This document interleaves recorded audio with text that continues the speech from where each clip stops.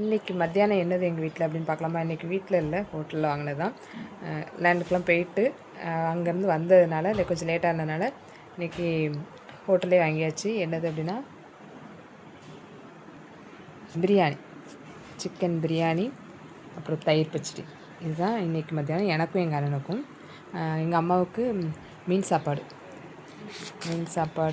மீன் குழம்பு, உள்ள மீன் போட்டிருப்பாங்க. அதுக்கப்புறம் பாயாசம் இருக்கும். அது போக அப்பளம், ரசம் எல்லாமே. அரை மீன் சாப்பாடு தான். ஏன்னா அம்மா வந்து ஒரு மீன் சாப்பாடு அம்மாலாம் சாப்பிட முடியாது, அதுக்காக அது. அப்புறம் மோர் கொடுத்துருப்பாங்க.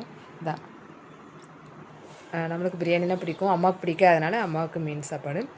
இன்றைக்கி இந்த வீடியோ பார்த்துட்ருக்கோங்க எல்லாருக்குமே வந்து, அதாவது ரம்ஜான் கொண்டாடுற அனைவருக்குமே ரம்ஜான் தின நல்வாழ்த்துக்களை சொல்லிக்கிறேன்.